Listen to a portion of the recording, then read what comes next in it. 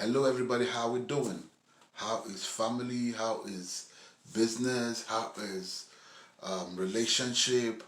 How are we doing? How are things doing with you? I'm glad to be in front of you this morning. I hope everything is okay with you. I hope your life is moving gradually. It's January, so sometimes it can really be really slow. Slow and steady and all of that. So, and we got to keep pushing. Like somebody said, you got to keep pushing, pushing, pushing, pushing. It's very important. Last time I put up, I put up something about the three institutions. I put up about the drums of war, and I also talked about stakeholders and the responsibility and all of that. This is just like a follow up of that video. If you didn't see that video, it's on my Facebook. You could Google it and find out what I said about it. What I'm trying to talk about now is a follow-up, is a continuation of what I did on that video. And what did I talk about? I basically mentioned that in a time of anarchy that Nigeria, for example, is going through, it is only commonsensical that the institutions rise up to come to the rescue, seeing that the politicians are in a mess. A lot of things are going wrong. So it is very important that the institutions rise up, like I said in the last video. But in this video, I basically want to give a shout out before I do anything else. I want to give a shout out to a couple of people. First of all, I'd like to give a shout out to all the bloggers who, day in, day out, take out their time to, bring key information, to people, especially Nigerians, so that Nigerians all over the world can be aware of what is going on and contribute. Why am I here? I'm not here because I want to be popular. I've been on TVs and all of that. But it is to play your part, to participate in the process. Bloggers, pressmen, TV, radio are all pressure groups. Pressure groups to say the right things. This is not fake news.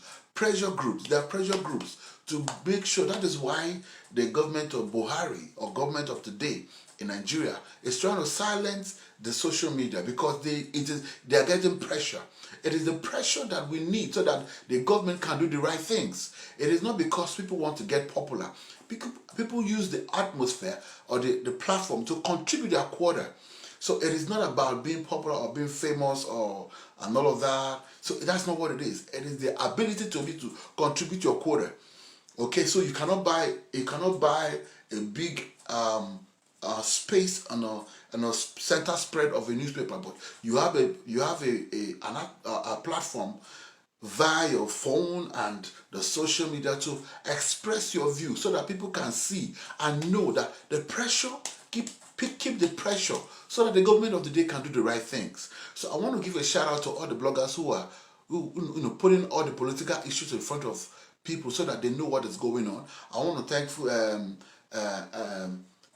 Fumi Ade.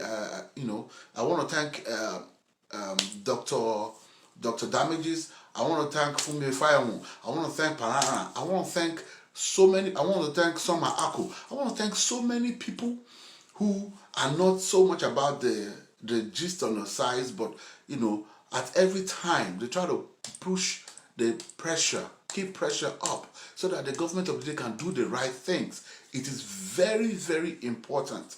It is very important. I hope we are all staying safe. Some of the biggest challenges right now in Nigeria is insecurity and hunger. But insecurity first, it is the biggest challenge, and hunger amongst other things. So these are some of the things that has driven a lot of people into, amongst other things, apart from the spiritual, the physical also have driven a lot of people to church to seek spiritual counsel. Because if you casted your votes and the election was rigged, and the people who are supposed to be in power, quote and unquote, who you voted for, didn't come in, and things are going haywire, and you cannot defend yourself, and you have not been given the ability to bear the necessary equipment to do so, the next thing is to resort to prayer. So, and we are very religious people. Nigeria is a secular state, so it is only normal that you find a lot of churches and mosques and people pray because we believe in prayer. Because the challenges are not only spiritual, but I tell you, they are physical. If the government don't do the right things, my brother, it's a physical challenge. And a lot of times, because of the helplessness of the situation, the only thing a lot of people will resort to is prayer.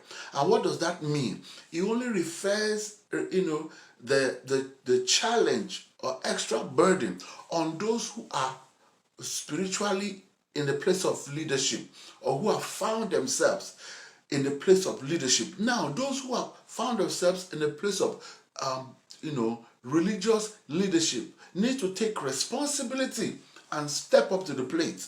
Like I said in my last talk, I talked about that institution. Those who are now in the religious, who found themselves in the place of religious leadership, need to step up and take responsibility. Step up and speak up, because when these candidates were contesting, they came and visited you in your churches, in the camps, and what have you. Now, things are going haywire. People are complaining and people are crying, and we cannot be numb to the sound and the yearnings and the wailings of people of how things have gotten so bad, and we keep quiet. And the messages that we preach is not in consonance, is not in alliance, is not at par with what is happening right now. It is insensitivity. I'm not mentioning nobody's name. I'm only saying that in the direction where people are moving to, in terms of spiritual right now, to seek help, the religious bodies, our religious leaders need to speak up, whether it is mosque, church, CAN, Pentecostal Fellowship of Nigeria, the body of Islamic Association need to speak up. We need to put the pressure. They need to speak up, because whether you walked towards leadership, whether it was thrust upon you, guess what? You are now a leader, and a religious one at that. Particularly those are our fathers in the faith who have become prominent by the virtue of how God has blessed you. You have become prominent. You're, so to speak, like a celebrity. Whatever you say goes viral. Whatever you do goes viral. It is your opportunity to use the platform, to use the super personal platform to speak up, so that people can hear you and people will know that you are indeed channeling their concerns across to the government of the day, because it will never be enough until change comes to play. One of the characters in the American history that I revere so much is Dr. Martin Luther King Jr. Dr. Martin Luther King Jr. is somebody that needs no introduction. He is a reverend. He pastoring. He pastored a church, and when there was time for human rights, to step up, he took responsibility. He spoke, because he is also part of the system. Whatever affects one affects all. Whatever affects, they don't have to be Christians, they don't have to be Muslims.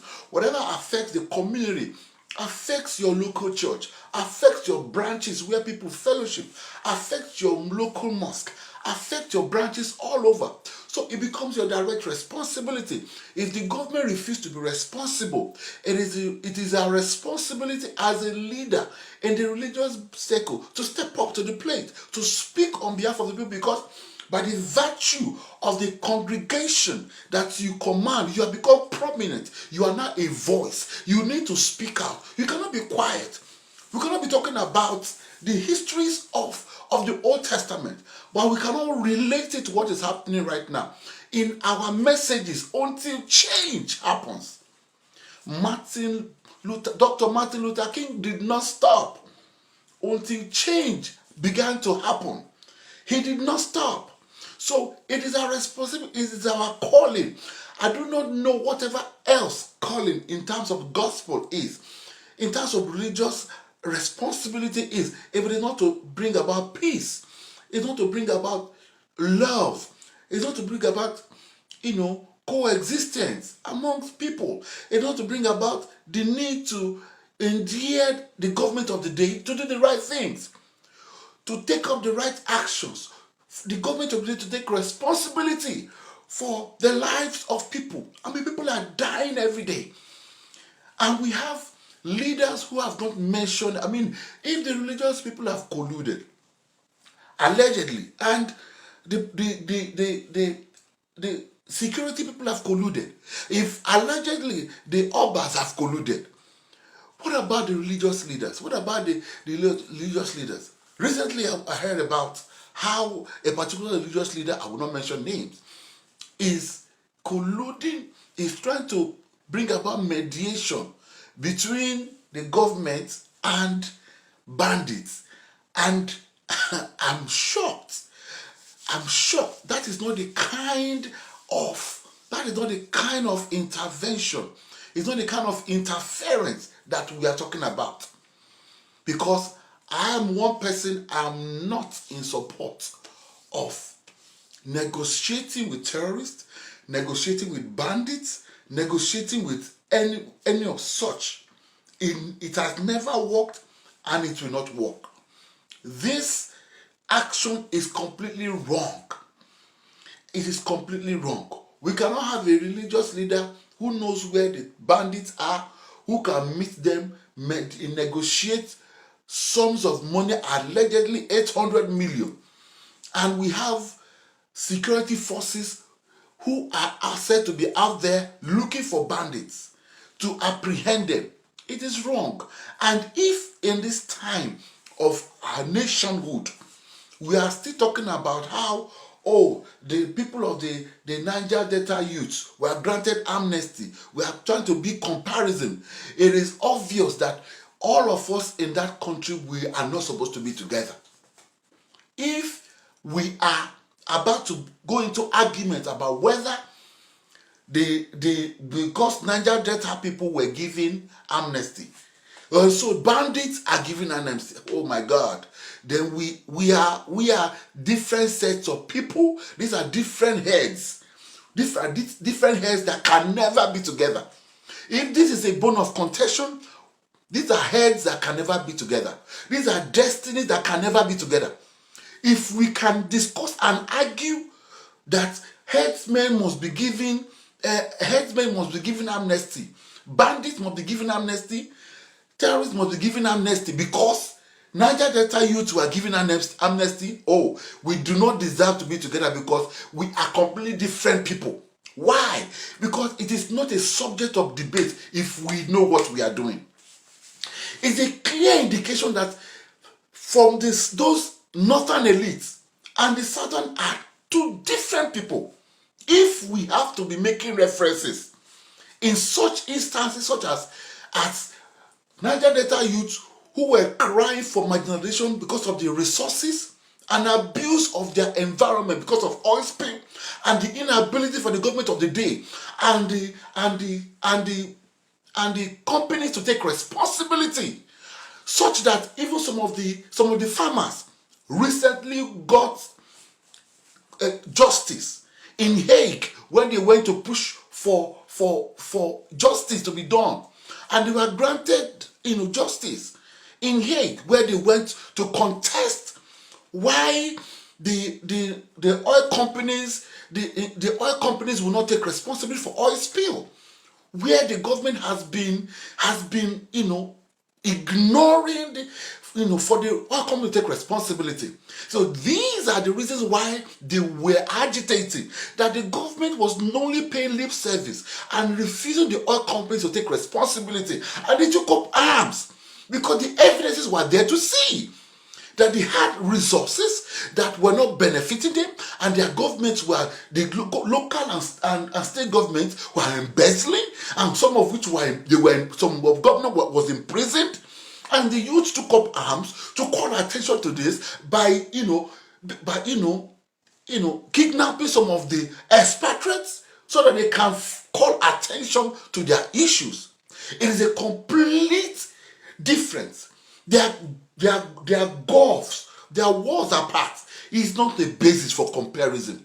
If this is the grounds for which the northern elites and their religious leaders are using to try to negotiate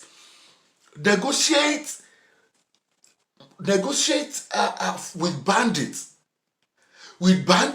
with terrorists, oh my God, with kidnappers in 2021, oh my goodness, then we are in for a big trouble. This is not only fishy, but something is funny about it. It is not only fishy, it is ridiculous, it is preposterous, it is mind-boggling that in 2021, members of the Nigerian government will be negotiating with terrorists, with bandits and with kidnappers in a country where they're supposed to be democratically elected people, in a country where there's a CEC, Chief of Armed Forces, who could instruct that the army comb all the forest to dig out where the terrorists and armed bandits are and the kidnappers are. But no, nobody's saying that, because for some reason, allegedly, those who are participating in this are kingsmen, so to speak, in the northern part of the country. It spells trouble.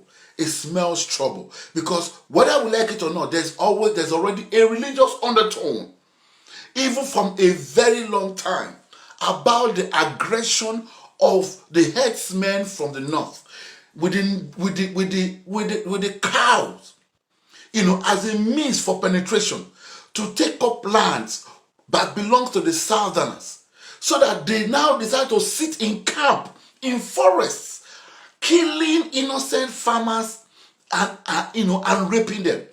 It is no longer news that those have become their tool of trade to take advantage of people. And so, whether you give amnesty, whether by bandits or by terrorists, or by allowing herdsmen encroach, or by the political invasion, the North wins. And so it must be stopped. If the government of the day is aiding and abetting these actions from taking place and allowing the wheel of destruction of trust to move on by keeping quiet and not say anything, or by brewing over the issues and not hit key points, so that rising tensions can be doused, then we are in for what we don't know is coming. And so therefore, I want to appeal to us, the religious leaders who know what is going on, to please speak up now.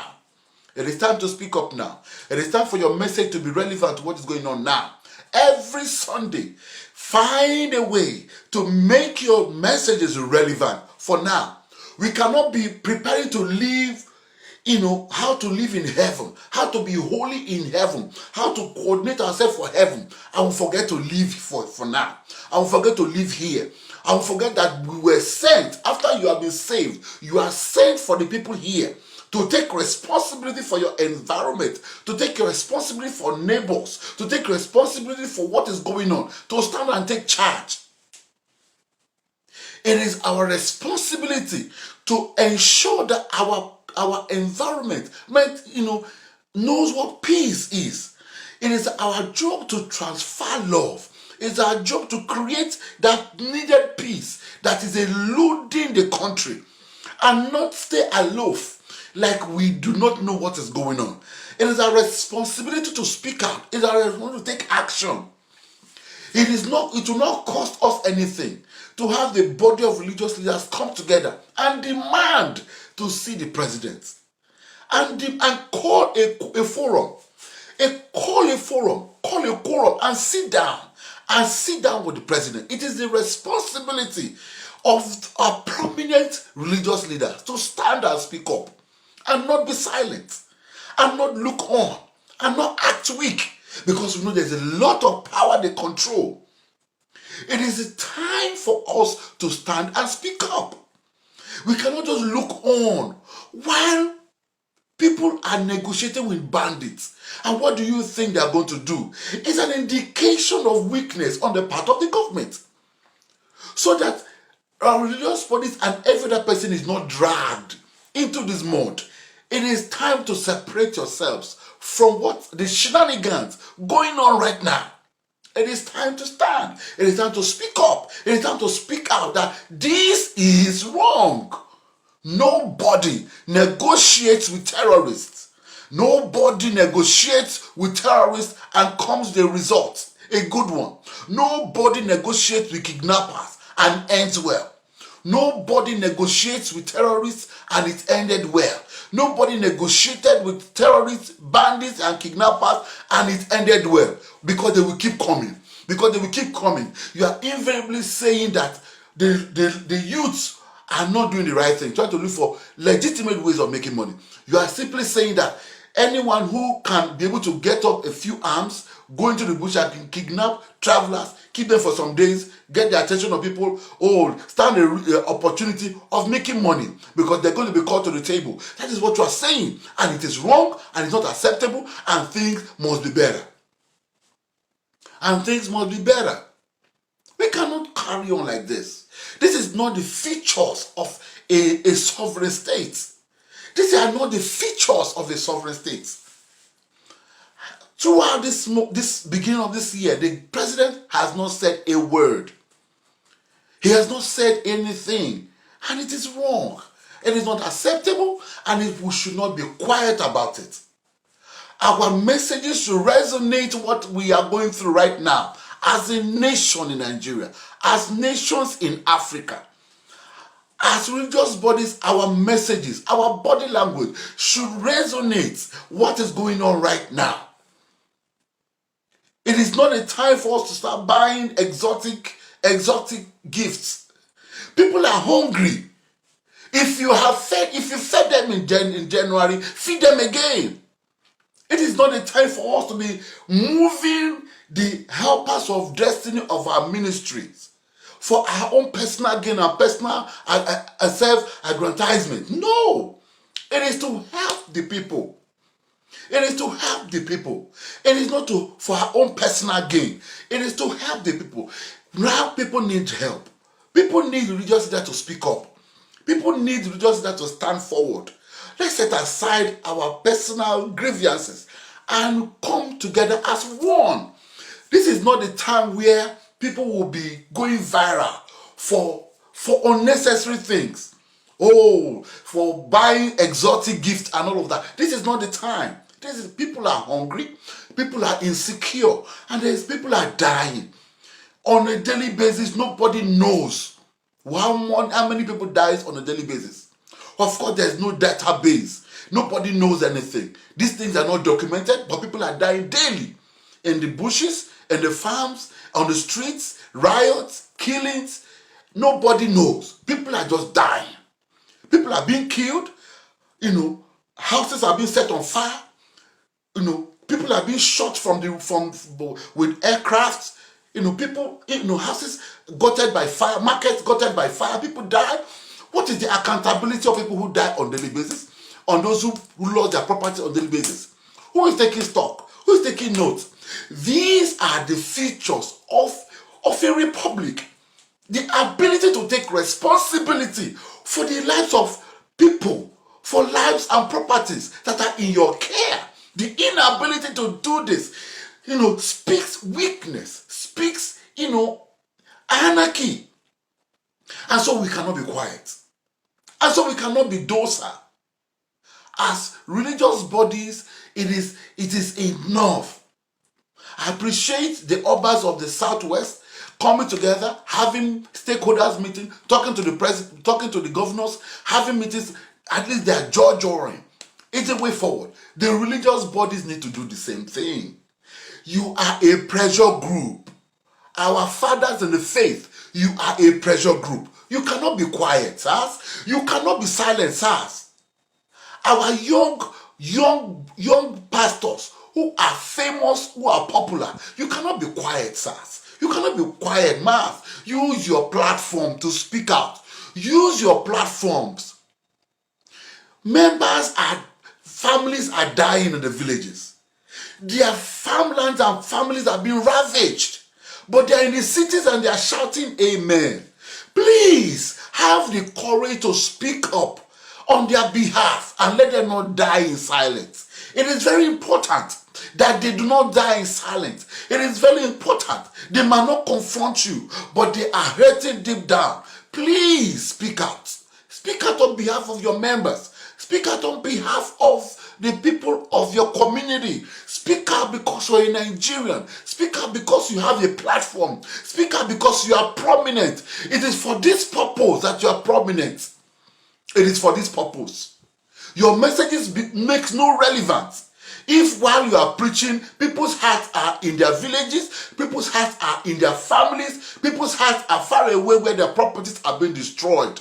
Your messages hold no relevance if in the turmoil people are suffering, people cannot afford the food. Half of the people who come to church go back home not knowing where the next meal is going to come from. But we have the wherewithal to acquire special gift for ourselves, quote and unquote. Why don't we open up warehouses and bring in food? And for every service, people have raw food to take home. Every service. If we have money so enough, why don't we do that? Why don't you have warehouses packed with food, trailer loads of food, of raw food, after every Sunday, after every service? Let people step out and go there. If you do not have any food to eat this week, go to the pantry, go to the warehouse pantry and get something to eat. If you have fed them yesterday, feed them again. These are the responsibilities of religious leaders. Is it easy? No, it is not. No, it is not. Nobody is saying it is. But people are suffering right now. This is not the time to start buying exotic gifts. You got one, you got two, now you have three. Come on. Half of the people who come to your services do not have food to eat. And they are ashamed to own up. Because you and I know the economic situation of the country. Know how wrong decisions in terms of loan, in terms of bad policy decision, economic policy decisions have ravaged the people. And so people are impoverished. Nobody is saying you cannot buy exotic gifts for yourself. Or you cannot endow yourself with gifts. But not at the expense of how people are so ravaged. People feel taken advantage of. People feel that you're taking them for a ride. You might not have had it from the coffers of your organization, but guess what? These are some of the issues that pop up when people feel that the right things are not being done. People are hungry. People are hungry. People are insecure. This should be the burning part of our messages now. The government of the day need to be called to order now by our sermons, by our preaching, by our calling, by our appeal, by our meetings. It is important that it is done now. I cannot emphasize it enough. The gift and callings of God are not without repentance. Okay, so but you have the means. People are hungry. People are ashamed to speak up. People are dying in hunger. People are insecure. People are dying. Let us not ignore these things. I have not come for war.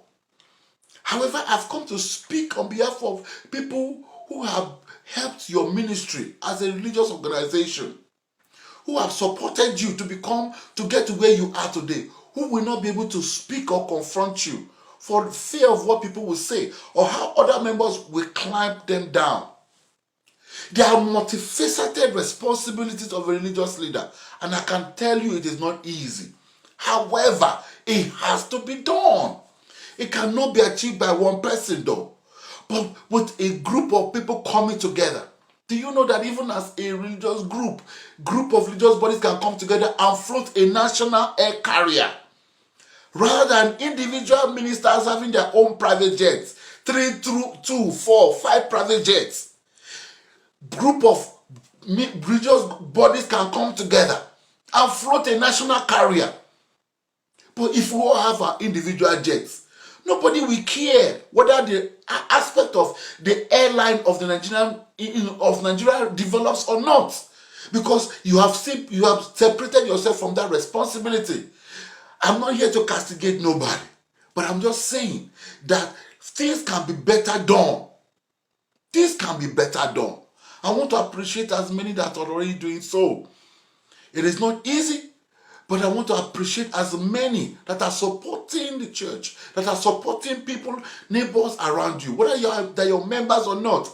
It is the responsibility, whether it's thrust upon us as people who are called by God and are given the ability to support them. The government of the day has failed and is failing. The people have nowhere to go but to the religious organization, to the religious bodies, to the mosque and to the churches, to call on God to help. Now the responsibility has been thrust upon you as religious leaders, as fathers and mothers in faith. I beg of you, take responsibility. I beg of you, take charge. Do not let people run out and take up arms to defend themselves. Defend them now, before it is too late. I want to give a shout out to Mr. Sunday Igboho, who took up responsibility because it appeared nobody cared. But because as religious people, we care. Our care must show. We must demonstrate that care. Somebody needs to rise up. Somebody needs to speak up for those who are dead and unaccounted for those who are at the risk of being killed because the problem keeps repeating. It is very important that people's lives be saved. These are going to become references for tomorrow. When questions are asked, when Nigeria was going through this, in so year, what did you do? Let it not become a subject of debate and argument. Let it be crystal clear what your responsibilities were. And that time is now. That time is now. What I'm doing right now is I'm only contributing my quota by speaking up, by speaking out. I'm not hammering on anybody, but the opportunity to say my own truth on how I feel it. There is no point teaching on various corners of the Bible if it is not referencing where we are right now. It is not enough posting prayers, but we don't speak about what is going on now. It is not enough taking birthday pictures, but we pretend like there is no challenge going on right now. What's the purpose of attending a very great service and nobody talks about what is going on now? But when we go back home, the news hits us of another dead person, of another raid, of another invasion. Let us face our reality and speak of it right now. Our deliberate intention to decide and take action. It is some of the things that will, deliver us from future occurrences of this destruction. It is very important that we do the right things and do it now. There's a saying that when a country is destroyed, it's not because of the people who feel they can destroy it or the wicked people. It's because good people